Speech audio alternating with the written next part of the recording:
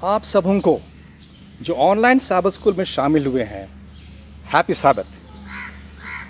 यह एक खुशी का मौका है जब हम परमेश्वर के प्रेम को एक दूसरे से स्तुति और वचन के द्वारा बांट सकते हैं।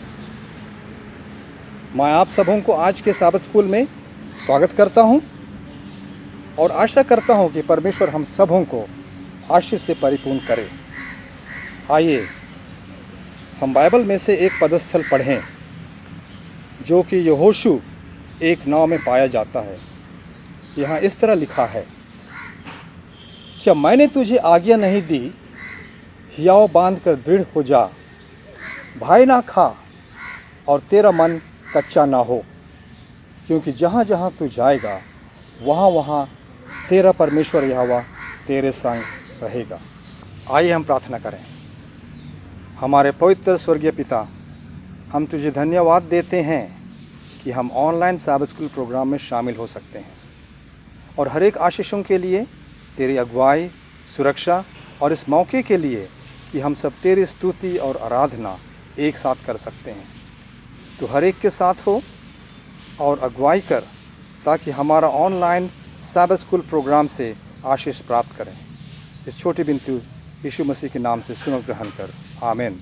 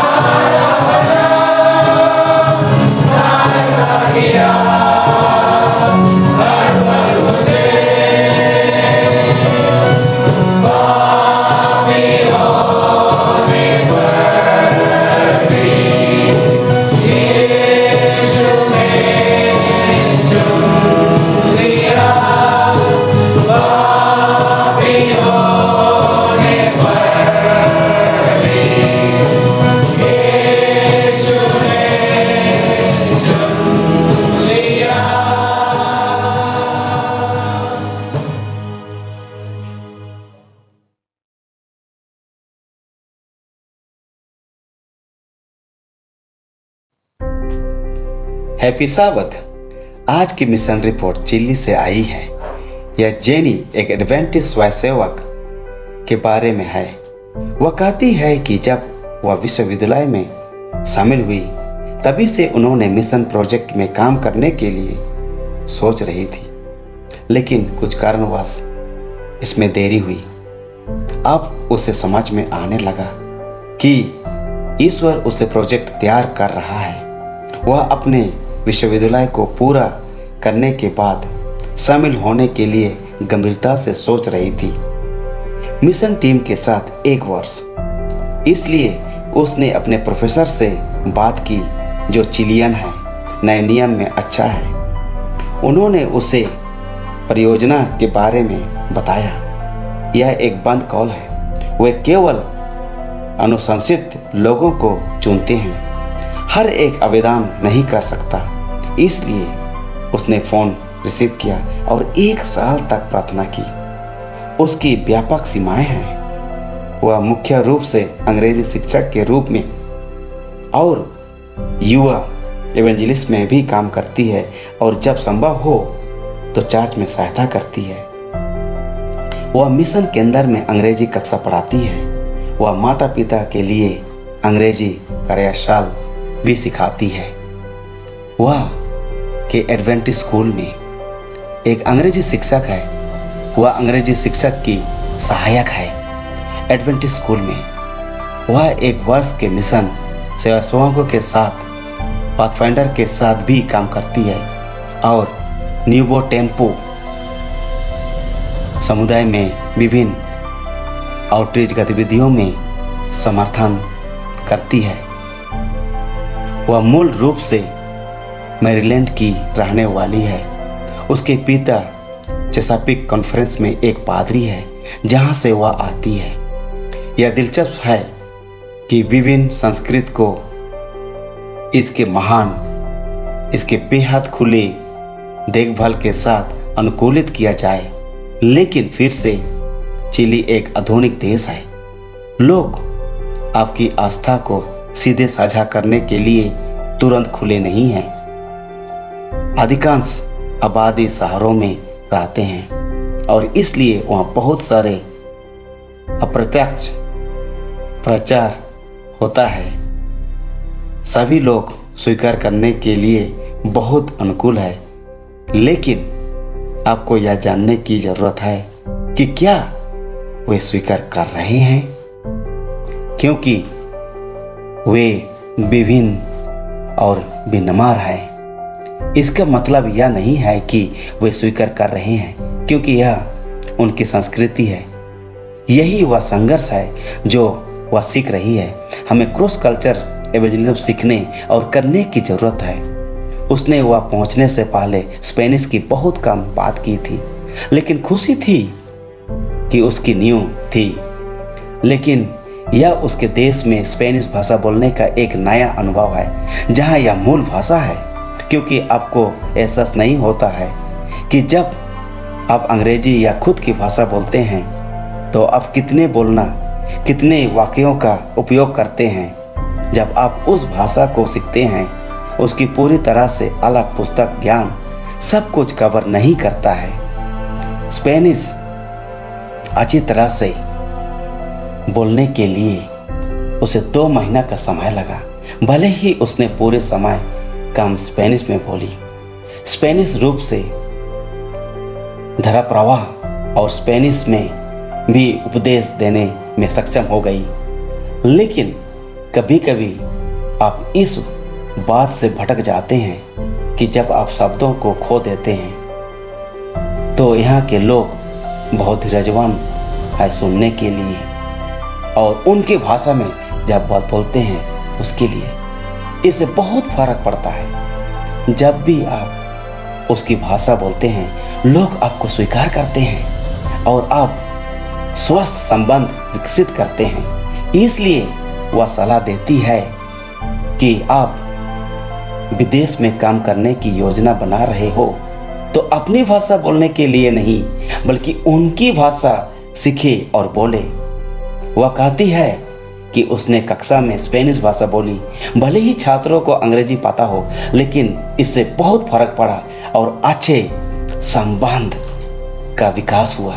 वह खुश है कि वह स्पेनिश भाषा से ईश्वर के वचन को लोगों के पास पहुंचा सकती है, प्रचार करती है, उपदेश देती है और लोग बहुत आनंद और खुशी मनाते हैं। इससे हमें आशीर्वाद मिलता है। तो इसको ध्यान रखें कि आप जब भी कहीं पर प्रचार करते हैं तो लोगों को भाषा सीखिए, उसमें बहुत लाभदायक होता है। तो आपको लोग स्वीकार करते हैं और ईश्वर के वचन को स्वीकार करने में उनको कोई दुख या महसूस या प्रॉब्लम नहीं होता है। धन्यवाद।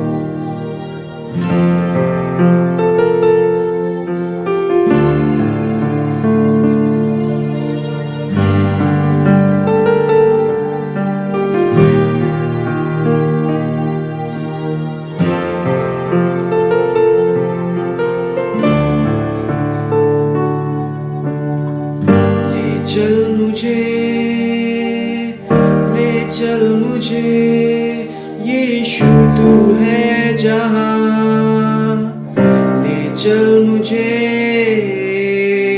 ले चल मुझे, ले चल मुझे, हाथ थाम के मेरा ले चल मुझे।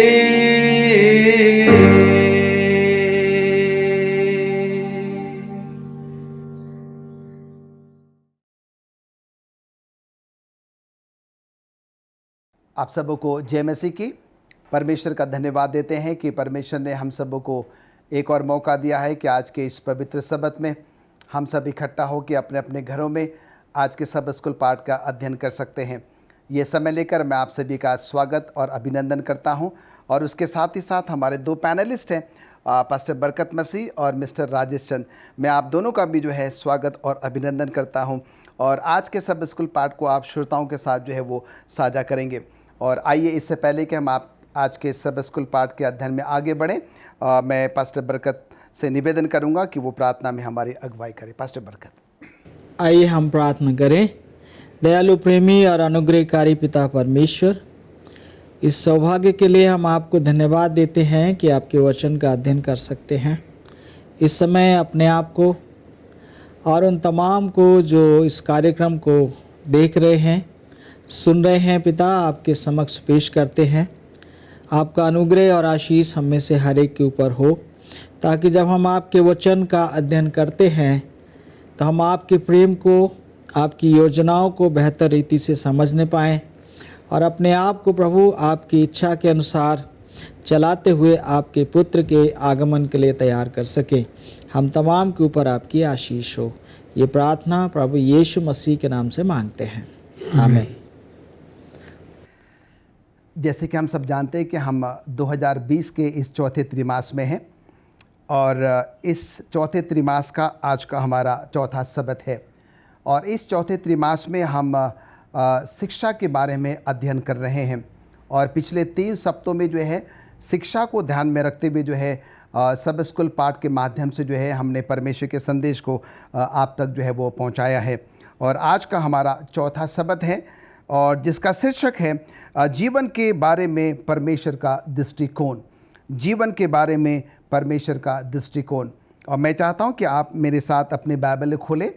हम परमेश्वर के वचन में से नीति वचन उसका 15वां अध्याय और इसका 3रा पद हम पढ़ेंगे। यहाँ पर इस प्रकार से लिखता है, यहोवा की आंखें सब स्थानों में लगी रहती हैं, वे बुरे भले दोनों को देखती रहती हैं।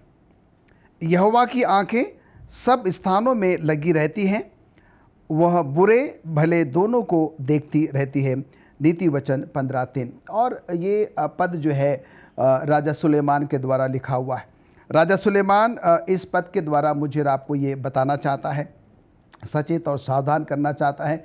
परमेश्वर जो कि स्वर्ग में विराजमान है, वो चाहे बुरे हो चाहे वो भले हो, वो सबको एक समान दृष्टि से जो है वो क्या करता है, वो देखता है। और इसलिए ये ज़रूरी है कि हम सब के सब जो है इस बात का ध्यान रखें कि हम क्या कर रहे हैं, चाहे वो अच्छा है चाहे वो बुरा है। इस बात को माने कि परमेश्वर स्वर्ग से जो है वो सब कुछ देखता है। आज के सबत स्कूल में हम आगे बढ़ते हुए जो है इस बात पर मनन करेंगे। बताया जाता है कि एक कवि है जिसका नाम कि पोलिश मिलोज है। और ये कवि जो है वो जानवरों पर जो है वो कविता लिखते हैं। और ऐसे ही एक कविता आज वो हमारे साथ साझा करते हैं। और वो कहते हैं कि उन्होंने जो है वो एक कविता के बारे में कल्पना करी है जो कि जानवर पर जो है वो आधारित है। और ख़ास तौर से वो 2 उदाहरणों को लेते हैं, एक तो खरगोश और दूसरा जो है वो गिलहरी है। और अपनी कविता के माध्यम से वो हमें ये बताने की कोशिश कर रहे हैं, हालांकि ये जो जानवर हैं, जो खरगोश है, जो गिलहरी है, उनको जो है एक नकली का रूप देकर उन्होंने अपने सामने रखा हुआ है। और पर हम यहाँ पर देखते हैं कि वो बिल्कुल भी सच साबित होती है, सच जो है वो दिखाई देती है। और उसी उन उदाहरणों को लेकर जो है वो हमारे जीवन के साथ, हमारे जीवन के सोच विचार, उसका जो दृष्टिकोण है उसके साथ वो उपमा करने की जो है वो कोशिश कर रहे हैं। वो कहते हैं कि आज से अगर हम 2000 साल पहले जाएं तो हम देखते हैं कि ऐसे बहुत सारे बुद्धिजीवी, ज्ञानी, शिक्षित लोग जिन्होंने क्या किया कि हमारे पूरे ब्रह्मांड का, पूरी पृथ्वी का जो है वो अध्ययन किया। उन्होंने अपने सोच विचारों के द्वारा जो है हमारे इस पृथ्वी के बारे में जो है अपने सोच विचार लोगों के सामने प्रकट करें। पर जैसे जैसे अध्ययन आगे को बढ़ता चला गया, जो उनसे ज़्यादा बुद्धिमान थे, समझदार थे, उन्होंने जब उनके विचारों को अपने साथ मेल कराने की कोशिश की तो वो साझा नहीं हो पा रहे थे, वो उसमें मिलान जो है वो नहीं हो पा रहा था और वो जो है वो गलत साबित हो गया। उसी प्रकार से आज के सबक स्कूल पाठ के माध्यम से जो है हम ये सीखने समझने की कोशिश करेंगे, हमारे सोच विचार, हमारे तौर तरीके, काम करने का तौर तरीका, हमारा जो दृष्टिकोण, जो हम समझते हैं कि हम अच्छा कर रहे हैं, पर वो परमेश्वर के साथ कई बार मेल नहीं खाता। परमेश्वर का दृष्टिकोण हमारे प्रति अलग है, परमेश्वर के सोच विचार हमारे प्रति जो है वो अलग है। आज के सबक स्कूल पाठ के माध्यम से परमेश्वर जो है मुझे और आपको ये समझाने की कोशिश करेगा कि मुझे और आपको बहुत ही सतर्क सावधान होने की ज़रूरत है। मैं क्या बोलता हूँ, क्या सोचता हूँ, मेरा क्या दृष्टिकोण है, क्या मेरी सोच, मेरा विचार, मेरे जो दृष्टिकोण है वो बाइबल के साथ मेल खाता है या नहीं खाता। अगर नहीं खाता है तो इसका मतलब ये है कि मुझे उसमें सुधार लाने की ज़रूरत है। इन्हीं बातों को ध्यान में रखते हुए जो है हमारे बीच में 2 पैनलिस्ट हैं, पास्टर बरकत मसीह है, मिस्टर राजेश चंद है, और हम जो है रविवार के पाठ में चलते हैं। रविवार के पाठ को ध्यान में रखते हुए मिस्टर राजेश चंद, मैं आपसे ये जानना चाहता हूँ और चाहता हूँ कि आप हमारे दर्शकों को जो है ये बताएं कि परमेश्वर की नज़र में जीवन का क्या दृष्टिकोण है और हम इसे कैसे समझ सकते हैं। जी बिल्कुल, परमेश्वर की नज़र में जीवन का दृष्टिकोण क्या है। यदि हम बाइबल में विश्वास करते हैं तो हमारा दृष्टिकोण जो है वो परमेश्वर के दृष्टिकोण से मेल खाएगा। लेकिन मैं आपको यहाँ एक इंसान के बारे में बताना चाहता हूँ जो कि ऑक्सफोर्ड यूनिवर्सिटी के एक प्रोफेसर हैं, और वो ये कहते हैं कि जो भी हम अपने चारों ओर देखते हैं, जो भी हमारे सामने है, जो आसपास है, वो कुछ भी वास्तविक नहीं है। ये पृथ्वी, ये सारे जल थल, ये जो हमारे चारों तरफ हैं, ये वास्तविक नहीं है। और यदि हम ये माने कि ये वास्तविक नहीं है तो हम क्या हैं, हमारा क्या अस्तित्व है। प्रोफेसर ये भी कहते हैं कि वास्तव में बहुत ही सुपर शक्तिशाली कंप्यूटरों द्वारा जो बाहरी अंतरिक्ष है, वहाँ पे जो लोग रहते हैं, उन्होंने हमें बनाया है और उन्होंने इन सारी चीज़ों को बनाया है, ये उनका कहना है।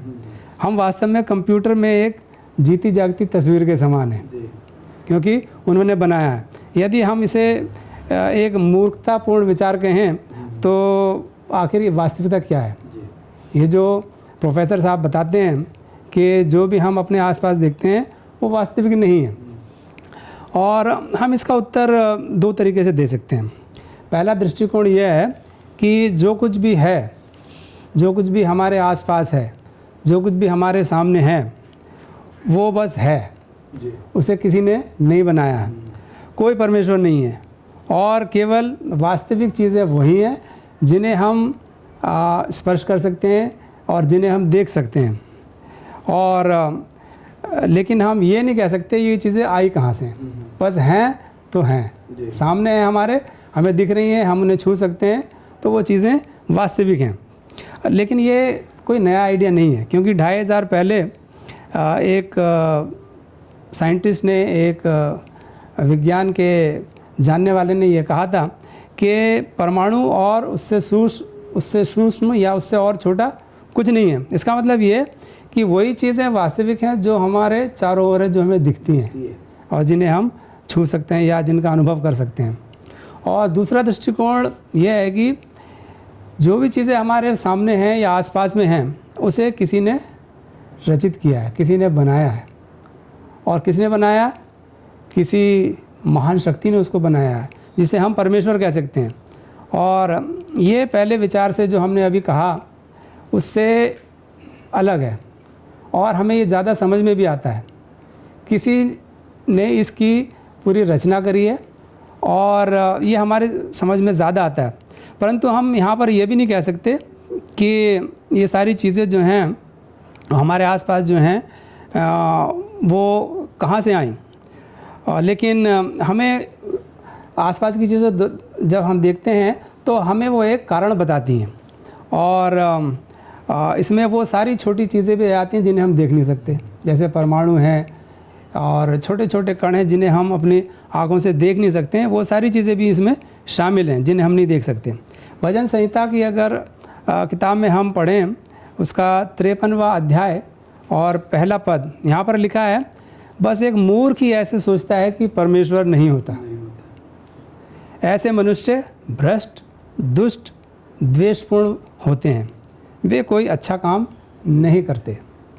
और हम कह सकते हैं कि मसीही शिक्षा का एक महत्वपूर्ण हिस्सा ये विचार है कि परमेश्वर हमसे प्रेम करता है, वो हमसे प्यार करता है और वो हमारे बीच में रहना चाहता है। वह चमत्कारों का ईश्वर भी है, वह प्रकृति के नियमों के साथ काम करता है, परंतु वो प्रकृति के नियमों से बंधा हुआ नहीं है, वो प्रकृति के नियमों से बंधा हुआ नहीं है। जैसा कि हम एक बहुत अच्छा उदाहरण पाते हैं कि प्रभु यीशु मसीह का जो जन्म हुआ वो किस प्रकार से हुआ। तो उसमें प्रकृति की के अगेंस्ट में या उसके विरुद्ध में प्रभु यीशु मसीह का जन्म हुआ। तो हम कह सकते हैं कि परमेश्वर जो है वो प्रकृति के नियमों से बंधा हुआ नहीं है। परमेश्वर के बारे में आज ये शिक्षा महत्वपूर्ण है क्योंकि बहुत सारे शिक्षक लोग, बहुत सारे विशेषज्ञ लोग ये कहते हैं कि जीवन ईश्वर की बिना मदद से ही शुरू हुआ। जैसे कि हम अक्सर पढ़ते हैं, किताबें पढ़ते हैं, विज्ञान वाले लोग भी बताते हैं कि परमेश्वर की बिना मदद के ही जीवन शुरू हुआ। लेकिन ये हम इस बात को नहीं मानते जब हम परमेश्वर के वचन पर विश्वास करते हैं। तो हम समझ सकते हैं कि ये जो दूसरा दृष्टिकोण है ये हमें ज़्यादा समझ में आता है। धन्यवाद देते हैं मिस्टर राजेश चंद इन अच्छे विचारों को हमारे साथ साझा करने के लिए। और आइए हम सोमवार के पाठ में चलते हैं और पास्टर बरकत हमारे बीच में है। पास्टर बरकत, हम आपसे ये जानना चाहते हैं, परमेश्वर को सृष्टिकर्ता के रूप में स्वीकार करने में हम मनुष्य को क्यों परेशानी होती है? बड़ा ही थोड़ा सा अजीब सा प्रश्न है, पर हम चाहते हैं कि आप हमारे दर्शकों को जो है इसका जवाब दें और उसको हमें जो है वो समझाएं। Thank you pastor Franklin. देखिए, आप पहले ये विचार करें कि इंसान कितना समय, कितनी शक्ति और कितने संसाधन केवल इसलिए खर्च कर रहा है कि वो ये साबित कर सके कि कोई ईश्वर नहीं है। और उसके लिए वो नई नई थ्योरी को लेके आते हैं और उस अलग अलग थ्योरी के द्वारा वो ये बताना चाहते हैं देयर इज़ नो गॉड। और जैसा अभी चंद साहब ने वचन को पढ़ा 53 के एक पद में कि मूर्ख ने अपने मन में कहा देयर इज़ नो गॉड, कि कोई परमेश्वर नहीं है। तो आइए हम इस पर विचार करते हैं कि इसकी वजह क्या है कि लोग इस बात को स्वीकार करने में परेशानी महसूस करते हैं कि परमेश्वर है। देखिए, जब आप मान लेते हैं कि परमेश्वर है तो आप ये मानते हैं कि परमेश्वर आपसे बड़ा है, वो सृष्टि करता है। जब वो सृष्टि करता है तो आपसे बड़ा है, और आपसे बड़ा है, आपका जीवन देने वाला है, वो आपका न्याय करने वाला है, वो आपसे महान है। दरअसल में ये शैतानी सोच है, और शैतानी सोच ये कहती है, शैतान ने कहा कि मैं परम प्रधान के तुल्य। शैतानी सोच है, वो ये नहीं चाहती कि कोई ईश्वर हो, क्योंकि अगर आप मान लोगे कि ईश्वर है तो आपको उसकी आराधना करनी पड़ेगी, उसके नियमों के अनुसार चलना पड़ेगा, उसका भय मानना पड़ेगा, आप सर्वे सर्वा नहीं होंगे। तो ये सोच है, इस वजह से इंसान जो है वो जानता है कि वो सर्वे सर्वा नहीं है, लेकिन फिर भी इस दुनिया में वो सर्वे सर्वा सर्वशक्तिमान बनकर रहना चाहता है। अब पता है कितने लोगों ने अमर बनने की कोशिश की और इस तरह से कोशिश की जाती हैं। तो इसके पीछे वजह ये है कि लोग इसलिए परमेश्वर को सृष्टिकर्ता के रूप में नहीं मानते, स्वीकार करते, क्योंकि वो शैतानी सोच के द्वारा संचालित हैं, वो अधीन नहीं होना चाहते। बाइबल का जो परमेश्वर है वो अपने आप को साबित करने का प्रयास नहीं करता। बाइबल कहीं से कहीं तक ये बताने की कोशिश नहीं करती कि ये वजह, इसकी वजह से ऐसा ऐसा है इसलिए परमेश्वर है। बाइबल इस बात को मानती है, स्वीकार करती है कि परमेश्वर है। बाइबल का जो पहला वचन है इन द बिगिनिंग गॉड, आदि में परमेश्वर, सबसे पहले परमेश्वर। देखिए, अगर फर्नीचर है तो उसका बनाने वाला है, अगर सृष्टिकर्ता है, सृष्टि है तो उसका सृष्टिकर्ता भी है। तो ये चीज़ जो है, बाइबल इस चीज़ को मान्यता देती है कि परमेश्वर है। और परमेश्वर क्यों है? क्योंकि सृष्टि है, इसका सृष्टिकर्ता है। वो प्रमाणित करने की कोशिश नहीं करती है। तीसरी बात मैं ये बताना चाहता हूँ, बाइबल जो है वो यीशु मसीह की आमद से, क्रूस की कथा से, या फिर न्याय से या व्यवस्था से शुरू नहीं होती। बाइबल सृष्टि रचना से शुरू होती है। बाइबल परमेश्वर के अस्तित्व से शुरू होती है। और यदि हम परमेश्वर के अस्तित्व को नकारते हैं तो हम अपना ही नुकसान करते हैं। धन्यवाद देते हैं पास्टर बरकस इन अच्छे विचारों को हमारे साथ साझा करने के लिए। और आइए हम मंगलवार के पाठ में चलते हैं। और मिस्टर राजेश चंद, मैं आपसे ये जानना चाहता हूँ और मैं चाहता हूँ कि आप हमारे श्रोताओं को जो है ये बताएं कि बाइबल की सच्चाइयाँ हमें किस प्रकार से जीवन को बेहतर तरीके से समझने में हमारी मदद कर सकती है। जीवन के बारे में बाइबल का जो दृष्टिकोण है, इसके लिए हम इफिसियों की किताब उसका 6वां अध्याय और उसका 12वां पद पढ़ सकते हैं। यहाँ पर लिखा है, क्योंकि हमारा संघर्ष मनुष्यों से नहीं है बल्कि शासकों, अधिकारियों, इस अंधकारपूर्ण युग की आकाशीय शक्तियों और अंबर की दुष्टात्मक शक्तियों के साथ है। देखिए, जब हम जीवन की बात करते हैं तो हम जीवन को विभिन्न तरीक़ों से देखते हैं और विभिन्न विचारों को हम मानते हैं। जैसे कि एक नास्तिक होता है। हम जानते हैं कि नास्तिक जो है वो परमेश्वर में या किसी भी शक्ति में, ईश्वरीय शक्ति में विश्वास नहीं करता और वो कहता है कि कोई ईश्वर नहीं है। जब एक नास्तिक आकाश में इंद्रधनुष को देखता है तो वो क्या सोचता है और क्या कहता है? वो ये कहता है कि ये केवल पानी और प्रकाश के मिश्रण से बनी हुई तस्वीर है। पानी और प्रकाश से बना है और वो दोनों एक साथ काम कर रहे हैं, इसलिए हमें ये दिखाई देता है। परंतु जो ईश्वर में विश्वास करते हैं वो ये मानते हैं कि इंद्रधनुष जो है वो परमेश्वर द्वारा दिया गया एक चिन्ह है, जो कि परमेश्वर ने पूरी मानव जाति को दिया है। और उससे ये प्रकट होता है कि परमेश्वर जो है दोबारा से इस पृथ्वी को पानी से नाश नहीं करेगा। और अगर हम उत्पत्ति की किताब और उसका 9वां अध्याय और 13 से 16 पद को पढ़ें तो वहाँ पर इस प्रकार लिखा है, परमेश्वर अपने आप को वृहद स्तर पर काम करता है और पापियों के लिए अपने प्यार को दिखाता है जब वह बादलों में अपना इंद्रधनुष डालता है। इंद्रधनुष परमेश्वर के वादे और मनुष्यों के साथ समझौते का प्रतीक है और परमेश्वर की योजना का एक हिस्सा है। और एलन जी वाइट भी हमें ये बताती हैं कि परमेश्वर ने इंद्रधनुष को एक वादे के रूप में बादल में दिया है। और 7 डे एडवेंटिस्ट होने के नाते हम भी लोग ये जानते हैं कि बाइबल हमारे सारे विश्वासों का समर्थन करती है और बताती है कि किस तरह से हमें अपने जीवन को देखना और समझना चाहिए।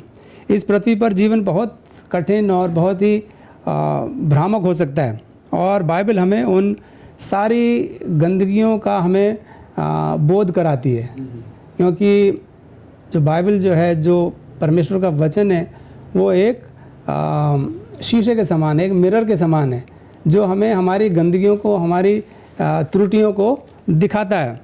और अगर हम इफिसियों 6:12 और रोमियो 4:8 में पढ़ें तो वहाँ पर भी हमें जीवन को बहुत अच्छे ढंग से जीने की शिक्षा मिलती है। और एक 7 डे एडवेंटिस्ट होने के नाते हमें बाइबल की सच्चाइयों में बहुत दृढ़ता से खड़े रहना चाहिए। बाइबल की सच्चाई हमें बताती हैं कि जिन्हें हम खुद नहीं समझ सकते या खुद हम उनको नहीं जान सकते, वो मसीही शिक्षाओं की बाइबल में अपने जड़ें मजबूत करनी चाहिए, क्योंकि आजकल बहुत सारी प्रचलित शिक्षाएं हैं, बहुत सारी बातें हैं जो लोग बताते हैं, मान्यताएं हैं ऐसी जो कि बाइबल के विरुद्ध हैं। और इसीलिए हमें बाइबल के बहुत गहन अध्ययन की ज़रूरत है आजकल के ज़माने में। धन्यवाद देते हैं मिस्टर राजेश चंद अच्छे विचारों को हमारे साथ और श्रोताओं के साथ साझा करने के लिए। आइए हम बुधवार के पाठ में चलते हैं जिसका शीर्षक है उद्धारकर्ता की उपासना करें। पास्टर बरकत, मैं आपसे ये जानना चाहता हूँ और दर्शकों को भी हम ये बताना चाहते हैं कि आराधना का असली हकदार कौन है? आराधना का असली हकदार कौन है? पास्टर फ्रैंकलिन, इस अच्छे सवाल के लिए धन्यवाद। अगर सवाल के जवाब में मैं सवाल करूं कि आपको पिता कहने का हकदार हक किसको है? जो आपका बेटा है जी। जो आपका बेटा है उसको ही ये हक है कि वो आपको पिता कहे। इसी प्रकार से हम यहाँ पर समझ सकते हैं कि ये सृष्टि का ये अधिकार और कर्तव्य है कि वो अपने सृष्टिकर्ता की आराधना करे। लेकिन ये पाठ कह रहा है कि हम अपने उद्धारकर्ता की आराधना करें। तो हमको देखना ये है कि जो हमारा सृष्टिकर्ता है वो केवल सृष्टिकर्ता नहीं है, वो हमारा उद्धारकर्ता भी है। वही है जिसने हमें बनाया, वही है आज जो हमारा पुनः सृजन कर रहा है, और वही है जो एक बार फिर इस दुनिया को नया सृजन करेगा। तो दर्शकों के लिए और हम सब के लिए ये जवाब है कि हमारा सृष्टिकर्ता जिसने हमें बनाया है, जिसने हमें बचाया है, केवल और केवल वो ही हमारी आराधना का हकदार है। अगर हम चाहें कि अपनी मर्जी से आराधना किसी भी शक्ति की करें, किसी भी व्यक्ति की करें, तो ये संभव नहीं है। जैसे कि अगर मेरा बेटा मुझे छोड़कर किसी और को पिता कहे तो मुझे ये गवारा नहीं होगा। ठीक उसी तरह से हमारे परमेश्वर को भी ये अच्छा नहीं लगता कि जब हम अपने सृष्टिकर्ता की आराधना छोड़कर अपनी मर्जी से अपने आराध्य बना लेते हैं, अपनी इच्छा से अपने देवता बना लेते हैं, अपनी मर्जी से अलग अलग आराध्यों की हम खोज कर लेते हैं। ये बात परमेश्वर को पसंद नहीं है। लेकिन मैं एक बात और कहना चाहता हूँ, लोग ऐसा क्यों करते हैं? लोग दरअसल में ये नहीं चाहते, लोग ईश्वर की आराधना तो करना चाहते, लेकिन ऐसे ईश्वर की आराधना करना चाहते जो उनके पाप को उन पर प्रकट ना करें, और इसलिए वो अनेक ऐसे देवता, अनेक ऐसे आराध्य बनाते हैं, मूर्तियां बनाते हैं, तमाम चीज़ें बनाते हैं, और उसके पीछे उनका एक ही मकसद होता है कि वो उनके पाप की ओर उंगली ना उठाए। अब आप देखेंगे दुकान में आप जाइए, बहुत से दुकानदार होते हैं जो बेईमान किस्म के होते हैं, जाके दुकान में एक आराधना करेंगे और फिर दिन भर मिलावट करेंगे, है ना। उन्हें पता है जिसकी आराधना कर रहे हैं वो कुछ भी गड़बड़ करने वाला नहीं है। लेकिन आप जो परमेश्वर को जानते और मानते हैं, आप आराधना करके, आप इबादत करके गलत काम नहीं कर सकते। तो ये बात जो है यहाँ पर समझने की है। एक आखिरी चीज़ मैं बताना चाहता हूँ वो कि जब हम आराधना करते हैं तो सृष्टिकर्ता की आराधना करें, और सृष्टिकर्ता की इच्छा के अनुसार, सृष्टिकर्ता के द्वारा ठहराए गए दिन में हम उसकी आराधना करें, तब हमारी आराधना स्वीकार होगी और उसकी आशीषें हमको मिलेंगी। धन्यवाद देते हैं पास्टर बरकत इन अच्छे विचारों के लिए जो कि आपने हमारे साथ साझा किया है। हम बृहस्पतिवार के पाठ में चलते हैं और मिस्टर राजेश चंद हमारे बीच में हैं, और हम आपसे ये जानना चाहते हैं कि परमेश्वर की व्यवस्था क्यों महत्वपूर्ण है? परमेश्वर की व्यवस्था क्यों महत्वपूर्ण है? जी, ये एक बहुत ही गंभीर सवाल है कि परमेश्वर की व्यवस्था जो क्यों महत्वपूर्ण है। और जैसे कि हम जानते हैं कि परमेश्वर की व्यवस्था हमारे जीवन को बदल सकती है, हमें सही रास्ते पर ले जा सकती है। लेकिन हम मनुष्य जो हैं वो परमेश्वर की व्यवस्था को उतनी परिपूर्णता के साथ नहीं मानते हैं। परमेश्वर की व्यवस्था हम यहाँ पढ़ेंगे व्यवस्था विवरण 6:5 में, और तुम्हें यहोवा अपने परमेश्वर से अपने संपूर्ण हृदय, आत्मा और शक्ति से प्रेम करना चाहिए। यहाँ पर लिखा है कि संपूर्ण हृदय से परमेश्वर को अपनी आत्मा से और शक्ति से प्रेम करना चाहिए। बहुत साल पहले एक फ्रांसीसी लोगों ने इस सवाल के में एक तर्क दिया था। उन्होंने कहा कि क्या उन लोगों को मौत के घाट उतारना सही है जो अपराध के दोषी थे? जो अपराध के दोषी थे, क्या उनको मौत के घाट उतार देना चाहिए या नहीं?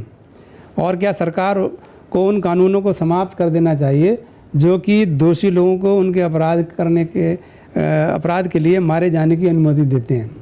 तो फ्रांस के लोगों ने एक जो बहुत प्रसिद्ध लेखक और विचारक थे उनसे एक लेख लिखने के लिए कहा और उनसे कहा कि आप अपना दृष्टिकोण स्पष्ट करें इस चीज़ पर कि जो दोषी लोग थे उनको मौत के घाट उतार देना चाहिए या नहीं, और जो सरकार के जो नियम थे, जो उनके लोगों को अपराध के मार जाने की जो नियम थे उनकी अनुमति होनी चाहिए या नहीं।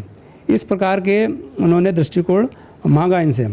तो उनके विचार लोगों से ज़्यादा मजबूत थे और उन्होंने लिखा कि फ्रांस को उस कानून से छुटकारा पाने की ज़रूरत है जिसमें लोगों को उनके अपराध के मारने की अनुमति दी गई है। और उन्होंने ये भी कहा कि फ्रांस की जेलों में जो कैदी हैं उनको भी रिहा कर देना चाहिए। क्यों रिहा कर देना चाहिए?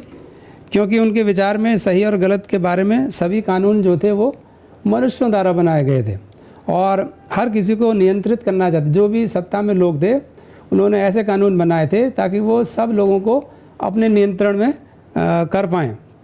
वास्तव में ज़्यादातर लोगों के लिए जो ये फुकाल्ट जो विचारक था या लेखक था उसका ये दृष्टिकोण जो था वो काफ़ी दूर तक वैसे जा सकता था। जिस प्रकार से मूसा को हज़ारों साल पहले इज़राइल में समाधान करने के लिए एक ही समस्या थी, जैसे हम आजकल यहाँ जो काम जिसको भाता है वो ही करता है, वैसा तुम ना करना। परमेश्वर के वचन में इस प्रकार लिखा है व्यवस्था विवरण 12:8 में, उस समय तुम्हें उसी प्रकार उपासना करते नहीं रहना चाहिए जिस प्रकार हम उपासना करते आ रहे हैं। अभी तक हम में से हर एक जैसा चाहे परमेश्वर की उपासना कर रहा था।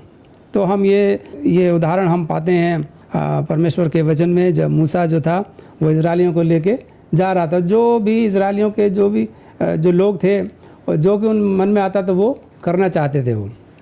तो हम सही काम करना कैसे जानते हैं?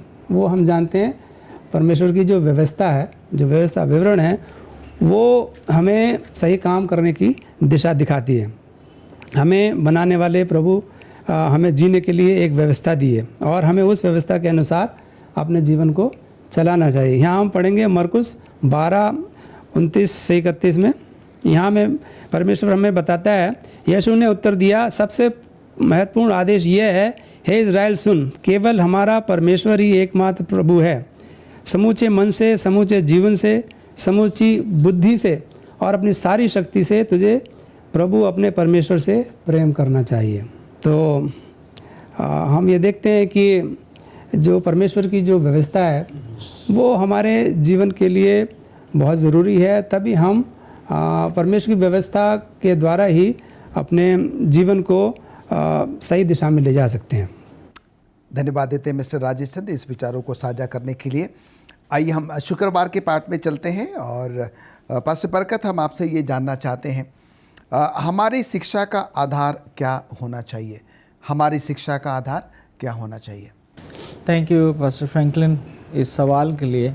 दुनिया में जो शिक्षा पद्धति है उसके द्वारा आप देखिए कि भ्रष्टाचार को बहुत ज़्यादा बढ़ावा मिल रहा है और उसके पीछे क्या है? शिक्षा पद्धति है। परमेश्वर ने इंसान के लिए अपना वचन दिया है और जो बात वचन के अनुसार नहीं है वो हमें परमेश्वर की योजना से दूर ले जा सकती है। अब ये जो शिक्षा पद्धति है, तो ये जो हमारी शिक्षा पद्धति है, अगर ये दूषित हो, अगर ये परमेश्वर के वचन के अनुसार ना हो, तो आप समझ जाइए कि अगर आप घर बना रहे हैं लेकिन उसका ओरिजिनल मैप नहीं है, तो ओरिजिनल मैप जो है वो वचन है। तो आपके सवाल का जवाब ये है कि हमारी शिक्षा का आधार परमेश्वर का वचन होना चाहिए। अब सवाल का दूसरा जवाब ये कि ऐसा क्यों होना चाहिए? देखिए, दुनिया में बहुत से लोग अपने आप को विद्वान कहते हैं या दुनिया की नज़र में वो विद्वान है और वो अलग अलग थ्योरी, अलग अलग सोच विकसित करते हैं, परंतु वचन जिसको विद्वान कहता है वही विद्वान है। हमें अपने वचन की परख किसी विद्वान की शिक्षा के अनुसार नहीं करना है। हमें ये नहीं देखना है कि ये जो विचारक कह रहा है या ये जो शिक्षा पद्धति को संचालन करने वाला व्यक्ति कह रहा है, ये बात सही है और बाइबल गलत है। हमें बाइबल में देखना चाहिए, अगर बाइबल कह रही है उसी बात को, तब वो सही है। मतलब विद्वान की परख वचन के अनुसार होनी चाहिए, वचन की परख विद्वान के अनुसार नहीं होना चाहिए। यदि हम ऐसा करेंगे तो हम परमेश्वर की योजना में बने रहेंगे, हमें पाप की, अच्छाई की, बुराई की पहचान होती रहेगी, क्योंकि वचन के द्वारा ही हम सीखते हैं। केवल शिक्षा ही नहीं, वचन ये आपको बताता है आपका पारिवारिक जीवन कैसा होना चाहिए, वचन आपको बताता है आपका सामाजिक जीवन कैसा होना चाहिए, वचन आपको बताता है कि आपका व्यापारिक, आपका प्रोफेशनल जीवन कैसा होना चाहिए। ये वचन जीवन के हर एक पहलू को छूता है, हर एक पहलू को टच करता है, और ये वचन ही काफ़ी है। और यदि हम इस वचन को सीख जाएं, अगर दुनिया का सब कुछ ज्ञान हमें मिल गया और अगर हम इस वचन से अनजान हैं, तो हो सकता है कि न्याय के दिन हम लज्जित हों। लेकिन यदि हम वचन को जानते हैं और किसी दुनिया की तालीम से हम वंचित भी रह जाएं, तो हमारे लिए पर्याप्त है। धन्यवाद देते हैं पास्टर बरकत अच्छे वचनों को हमारे साथ साझा करने के लिए। और अगर आज के सब स्कूल पाठ का अगर हम निचोड़ निकालें तो 5 बातें हम यहाँ पर सीख सकते हैं। पहली बात कि परमेश्वर हमारा सृष्टिकर्ता है। दूसरी बात, परमेश्वर ने दुनिया को 6 दिनों में बनाया, 7वां दिन उसकी आराधना करने का दिन है। तीसरी बात, परमेश्वर का आराधना का असली हकदार सिर्फ परमेश्वर ही है। चौथी बात, हमारी शिक्षा का आधार सिर्फ और सिर्फ बाइबल होना चाहिए। और 5वीं बात, हमें ज़्यादा से ज़्यादा समय बाइबल पढ़ने में, बाइबल को समझने में और उसके अनुसार जीवन यापन करने में और इन अच्छी गुड बातों को दूसरे के साथ साझा करने में व्यतीत करना चाहिए। मैं आप तमाम श्रोताओं का जो कि अपने अपने घरों में बैठकर आज आपने हमारे पैनलिस्ट जो कि पास्टर बरकत मसीह और मिस्टर राजेश चंद के द्वारा आज के सब स्कूल पाठ को सुना है, परमेश्वर आपको और हम सबको परमेश्वर बहुत बहुत ऐसे आशीष दे। और साथ ही साथ मैं आप दोनों का भी तहे दिल से शुक्रिया अदा करना चाहता हूं आज के सब स्कूल पाठ को हम सबके साथ साझा करने के लिए। अब हम आज के सब स्कूल पाठ को समाप्त करेंगे और समाप्ति में मैं निवेदन करूंगा मिस्टर राजेश चंद से, वो प्रार्थना में हमारी अगुवाई करेंगे। मिस्टर राजेश चंद। आइए प्रार्थना करें। हमारे सर्वशक्तिमान परमेश्वर, हम आपका बहुत धन्यवाद करते हैं इस समय के लिए जो हम यहाँ व्यतीत कर पाए और आपके वचन से सीख पाए। हम धन्यवाद करते हैं प्रभु इस पाठ के लिए जो आज हमने पढ़ा है और जिसको हमने सीखा है। होने दे परमेश्वर के हम इन सारी बातों को अपने जीवन में उसका अनुसरण कर पाएँ और अपने जीवन को एक अच्छा जीवन बना सकें। और हम याद रखें प्रभु कि आप ही हमारे सृष्टिकर्ता हैं, आप ही हमारे उद्धारकर्ता हैं और आप ही हमें सच्चे मार्ग की तरफ ले जाते हैं। हम सबको और जितने भी श्रोता हैं जो भी देखने वाले हैं प्रभु, उन सब के लिए भी प्रार्थना करते हैं। उन सबको आप बहुत आशीष दें ताकि वो आप में बने रहें और आपके कार्य को आगे बढ़ाते रहें। ये छोटी विनती प्रभु यीशु मसीह के नाम से मांगते हैं, दया से सुनो, ग्रहण कर। आमीन।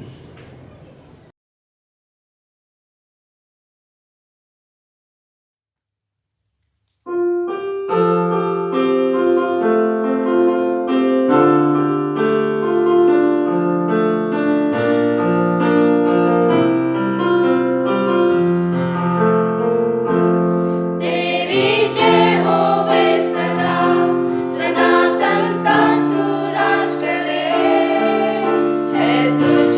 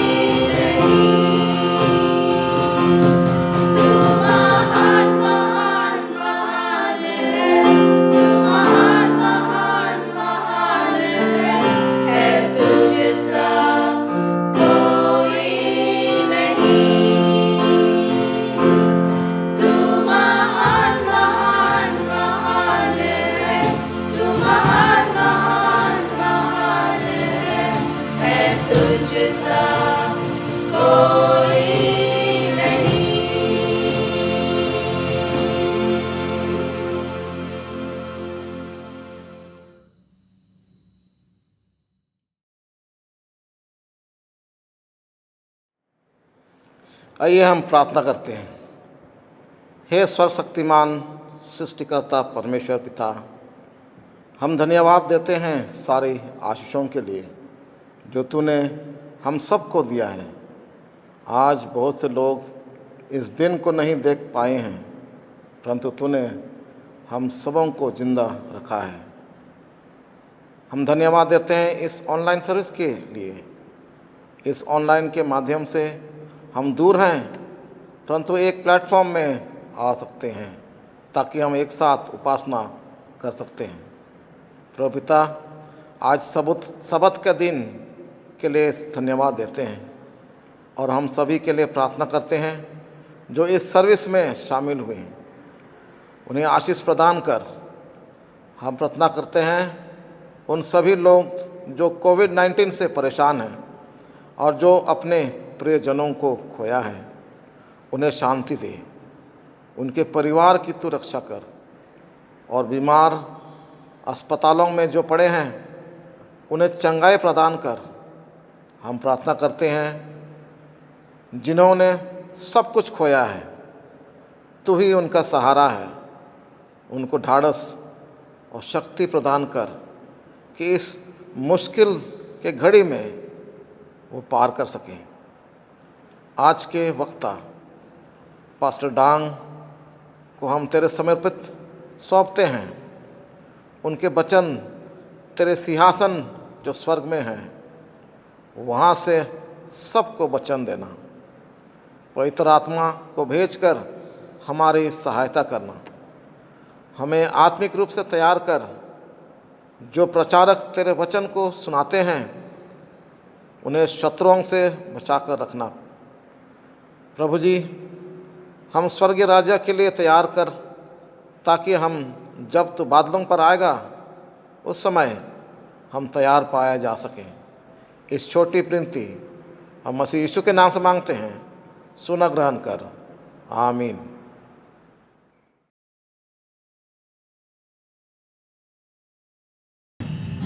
यीशु साहब नमस्कार। आप सबों को मसीह के नाम से एक बार फिर से मैं नमस्कार करता हूं और मैं बहुत खुश हूं कि आज इंटरनेट के माध्यम से आप सबसे प्रभु का वचन मैं बांट सकता हूं। आप सबों के सामने आज मैं यूहन्ना की किताब से मैं अपना पढ़ना शुरू करना चाहता हूं। यूहन्ना की किताब 1 अध्याय और उसका जो है 45 पद में यहाँ पर जो है फिलिपुस और नथनिएल के बीच में जो बातचीत हुआ और उनका जो अनुभव उन्होंने साझा किया, यहाँ से मैं आज कुछ सबक मैं आपके लिए मैं लेकर के आया हूँ। फिलिपुस ने नथनिएल से मिला और उससे कहा, जिसका वर्णन मूसा ने व्यवस्था में और भविष्यवक्ताओं ने किया है वह हमको मिल गया है, वह यूसुफ का पुत्र यीशु नसरी है। यहाँ पर जो फिलिपुस ने नथनिएल को बुला करके उसको बताया कि उससे मसीह मिल गया है, उससे वो व्यक्ति मिल गया है जिसके विषय में मूसा ने बातें की है, जिसके विषय में भविष्यवक्ताओं ने जो है भविष्यवाणी की है। तो यहाँ पर जो है आज के लिए मैं जो शीर्षक जो मैं रखा हूँ आप सबों के लिए, ताकि उस पर हम लोग विचार करें, मनन करें, और वह है मुझे मसीह मिल गया है। यहाँ पर इस बात को जो है फिलिपुस साफ साफ अपने भाई नथनिएल से कहता है कि मुझे मसीह मिल गया है। आज हमारे पास एक साधारण सी लेकिन एक बहुत ही महत्वपूर्ण ये सवाल है कि क्या हमें सचमुच में मसीह मिल गया है।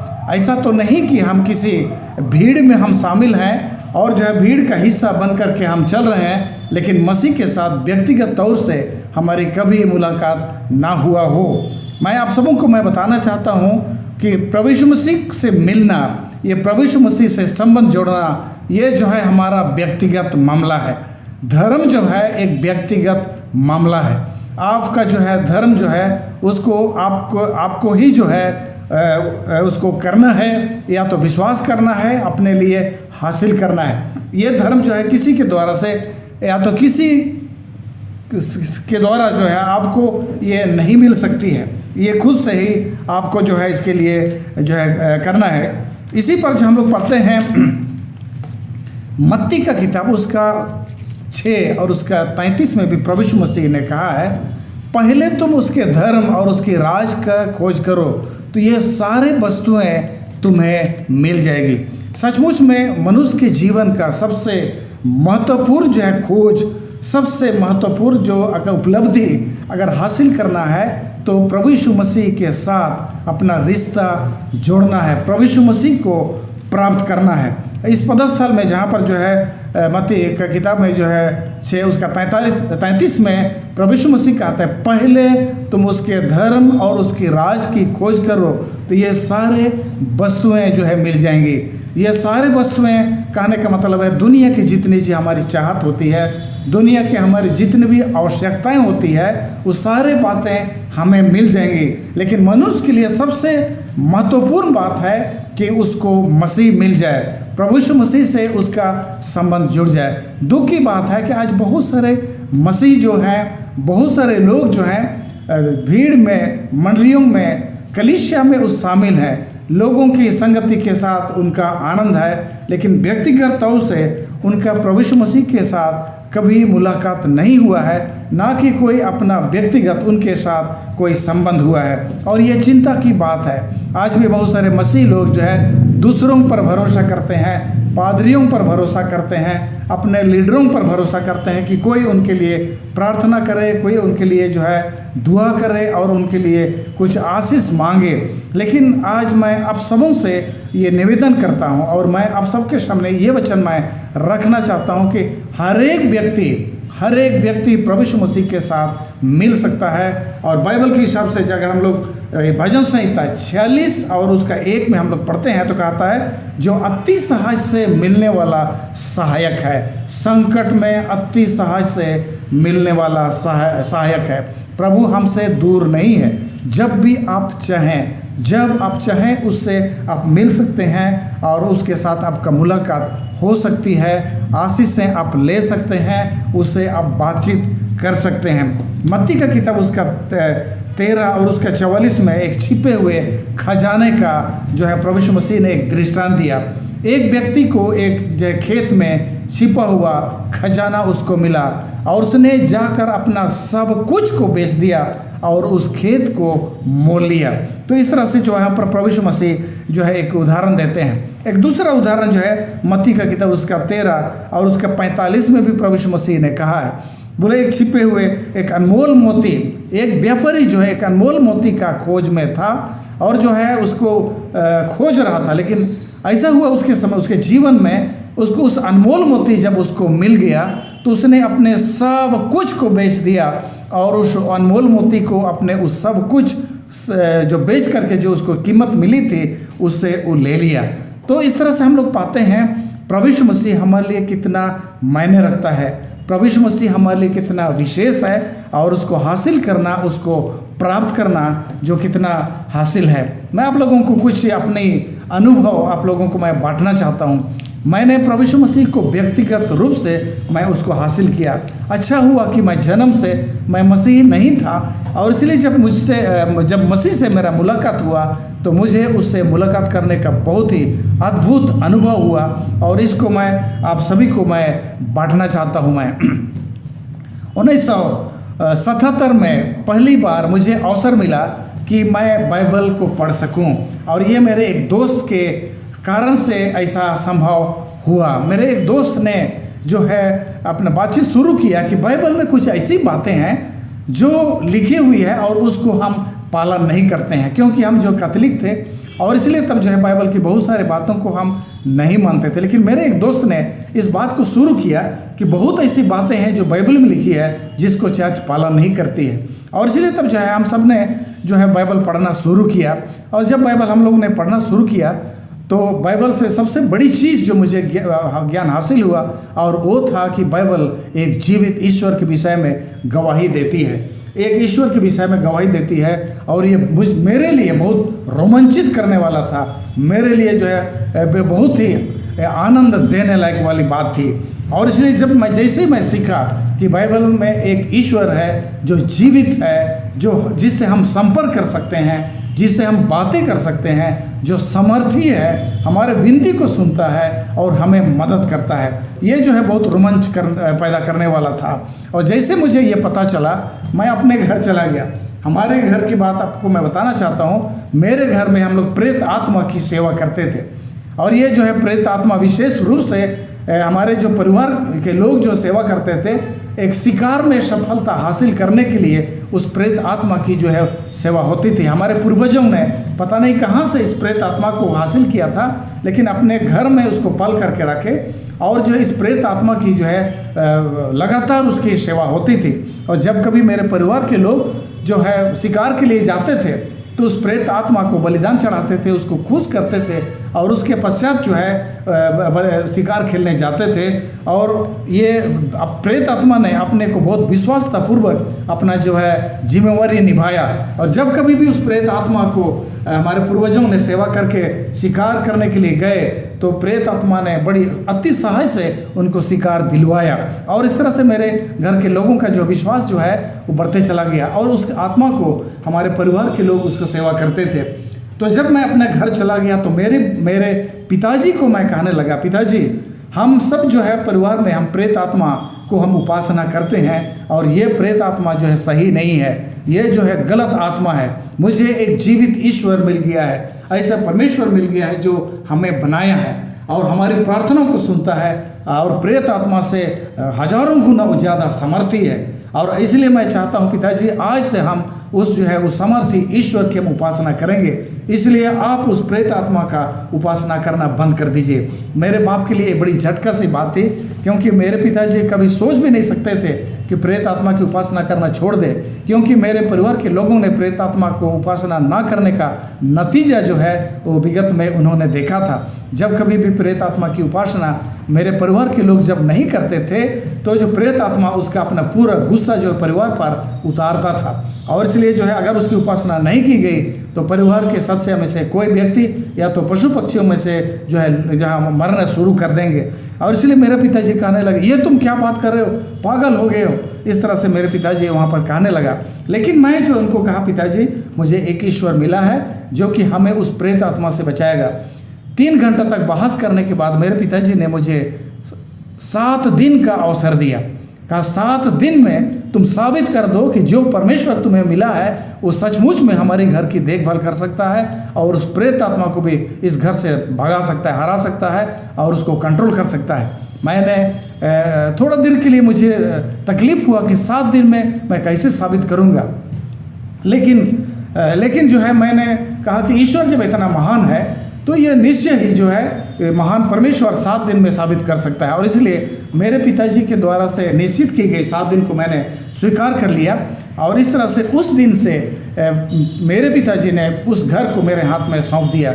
मुझे नहीं मालूम मेरे बाप ने प्रेत आत्मा से कुछ कहा या नहीं, लेकिन उस रात मेरे पिताजी बहुत घबराए हुए थे और बहुत घबराए हुए सो गए। और मैं तो ज़्यादा चिंता नहीं कर रहा था, लेकिन जब मैं सो गया तो रात में ये प्रेत आत्मा आकर के मुझे रात भर सोने नहीं दिया, मुझसे जो है वो पंगा लेते रहा।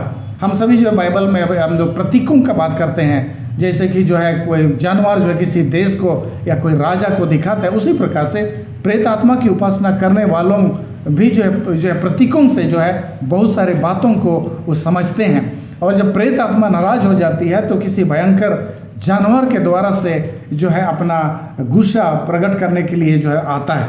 तो मेरे जो है रात में जैसे मैं रात में सोया तो दुष्ट आत्मा चाहे प्रेत आत्मा जो है मेरे ऊपर में टूट पड़े। मैंने देखा कि 2 बड़े बड़े भैंसे जो है मुझसे लड़ने के लिए जो है आ गए और मैं बहुत चिंतित हो गया। पहले तो मैं भागने का कोशिश किया, लेकिन मैं जब देखा कि वो लोग मेरे पीछे पड़े हैं तो मैं सोचा कि मैं उनको सामना करूंगा। मैं भी अपना हथियार लेकर के मैं उनका सामना करते रहा और जो है कभी वो लोग मुझ पर भारी पड़े और कभी मैं उन पर भारी पड़ा।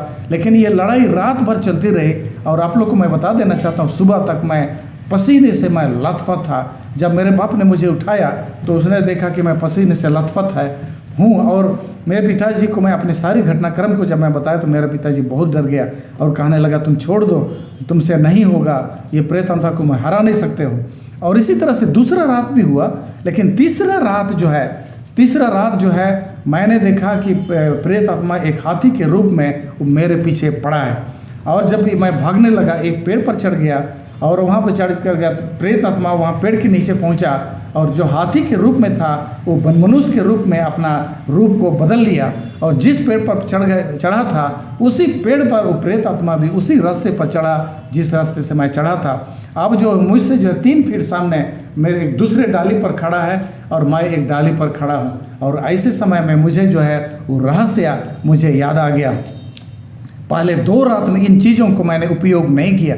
अब यहाँ पर मुझे याद आया, अरे मैं तो यीशु मसीह को पाया हूँ, मैं तो यीशु मसीह पर विश्वास किया हूँ, मैं तो यीशु मसीह का विश्वासी हूँ और इसलिए मुझे क्या डरना है, किसी से मुझे कोई डर नहीं है। और वहीं पर मैंने उस प्रेत आत्मा को आंखों में आंखें देखे मैंने घोषणा कर दी, मैं यहाँ यीशु मसीह के नाम से मैं खड़ा हूँ और मुझे कोई नहीं डर है और जो है आप मुझे कुछ नहीं कर सकते हैं। और वो गुस्सा से जो है वो प्रेत आत्मा जो है थरथरा रहा था और उसकी आंखें लाल लाल थी, ऐसा लग रहा था उसकी आंखों से चिंगारी निकल रही है और उसके बड़े बड़े दांत थे और बहुत भयानक दिख रहा था। और गुस्सा से जो है मेरे ऊपर जो है झपटा मारा और ऐसा झपटा मारा मानो मुझे दबोच ले और मुझे जो है नीचे गिरा दे। लेकिन मैंने प्रभु यीशु मसीह का नाम लिया, प्रभु यीशु मसीह के नाम से ऐसा कहकर अपने हाथ के बल लटका और अपने पैरों से उस प्रेत आत्मा की छाती पर मैंने अपने पैर से जो ऐसे लात मारी और ये प्रेत आत्मा जो बड़ी तेज़ी से नीचे ज़मीन पर गिरा और वहाँ पर मर गया। सुबह जब जो है मेरे पिताजी आया और मेरे पिताजी पूछने लगा कि रात में तुमने क्या देखा, और ये जो बात अभी आप लोगों को जो मैं बताया कि मैंने किस तरह से उस प्रेत आत्मा का सामना किया, उस पर अपनी लात चलाई और नीचे जा कर के मर गया।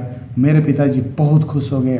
वो कहने लगे तुमसे हो गया, तुमने प्रेत आत्मा पर विजय पा ली, तुम्हारा प्रभु यीशु मसीह बहुत महान है और जो है अब इस घर में किसी प्रेत आत्मा की उपासना करने का कोई ज़रूरत नहीं है।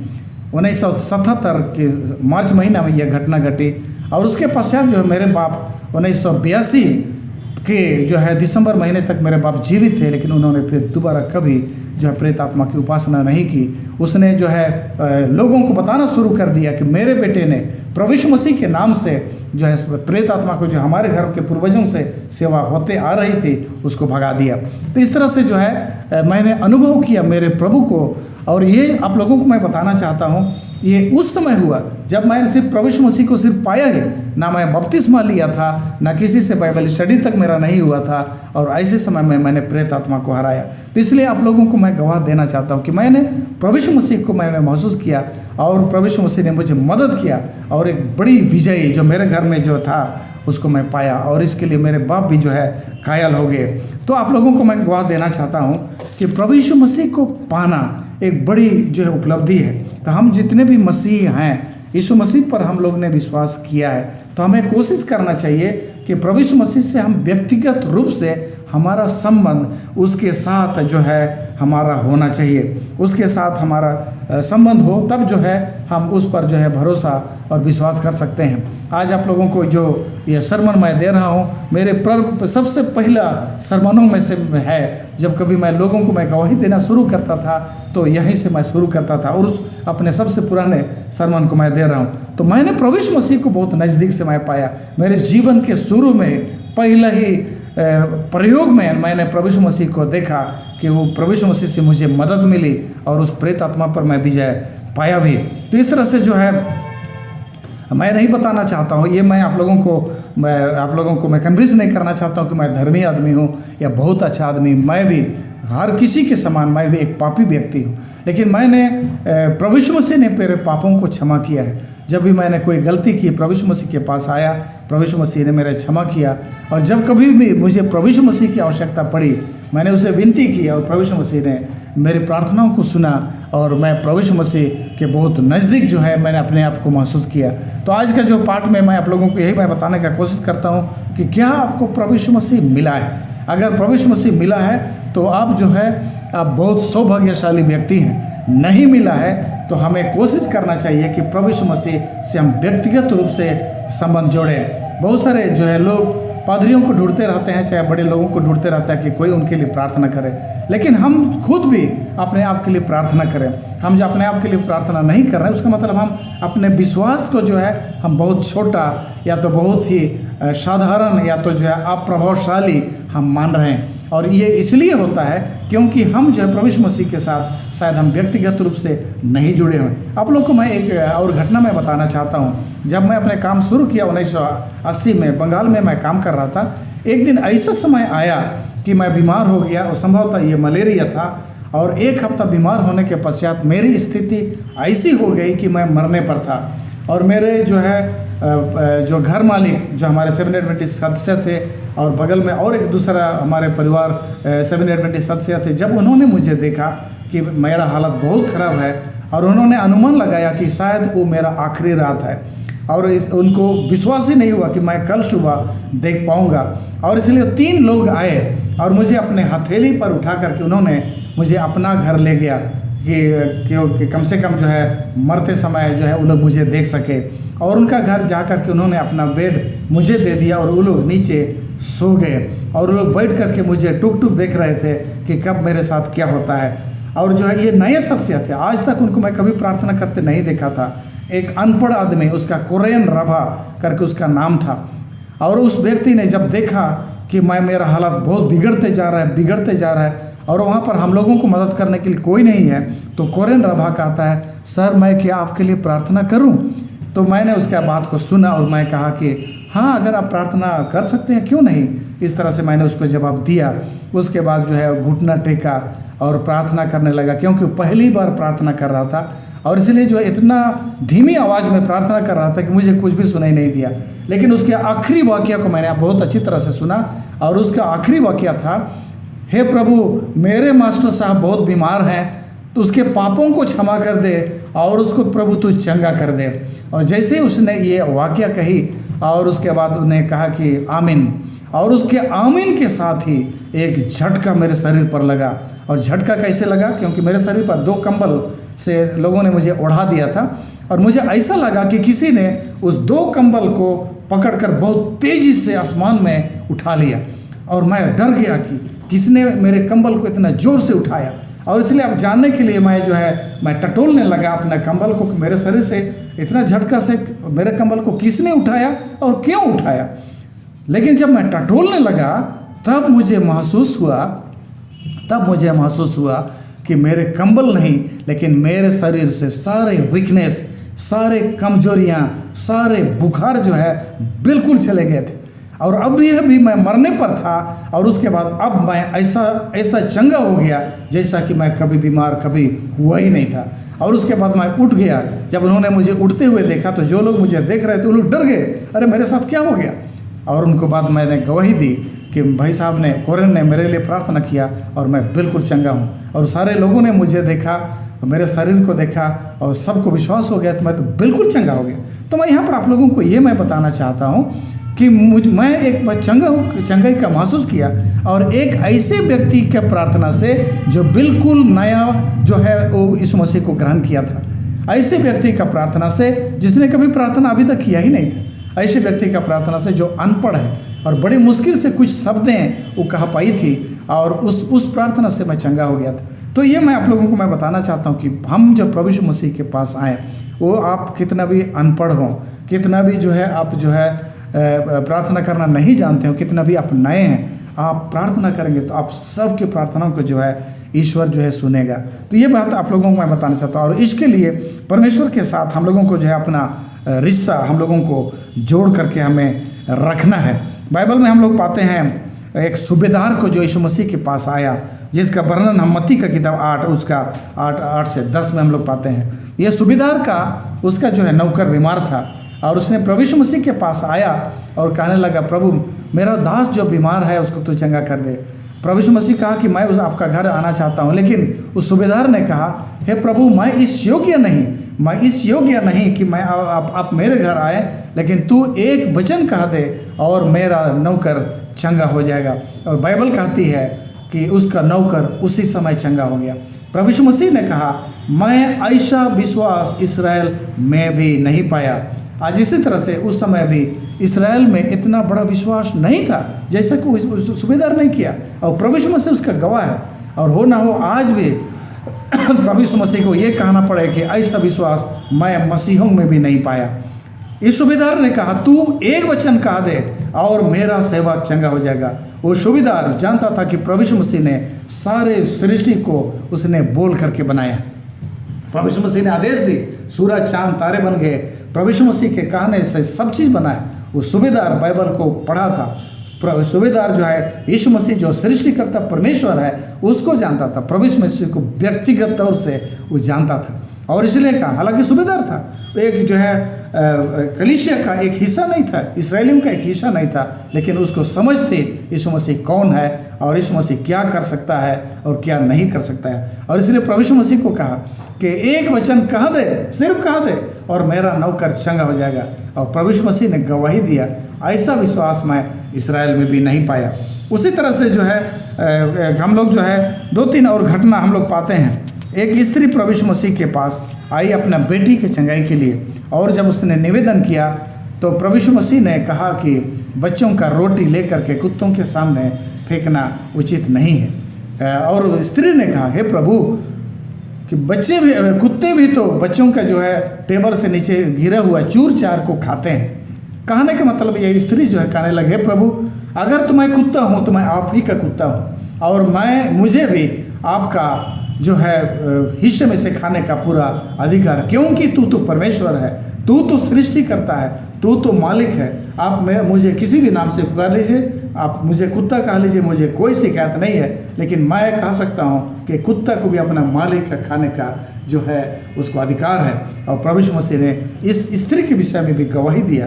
क्या ही तेरा विश्वास क्या ही बड़ा है। तो आज जो है इस तरह से हम प्रभु यीशु मसीह को व्यक्तिगत तौर से उसको जानें, प्रभु यीशु मसीह को व्यक्तिगत तौर से जो है उसको पहचानें और हम उसके सदस्य बने और उसके नज़दीक चलेंगे तो जीवन में जो है हमें बहुत सारे चीज़ें मिलेगी।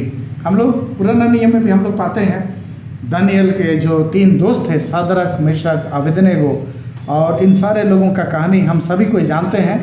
और इनको जब इन नहीं झुके उस मूर्ति के सामने, और तो जो है उनके लिए आग में फेंक देने की आज्ञा निकाली गई।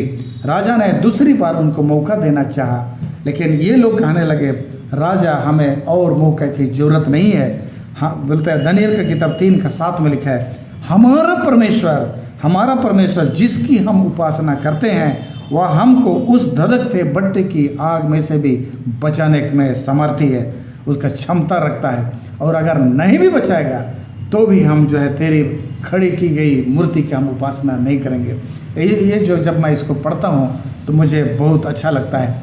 हमारा परमेश्वर जिसकी हम उपासना करते हैं उस धधकते हुए आग की भट्टे में से भी हमें बचाने की क्षमता रखती है।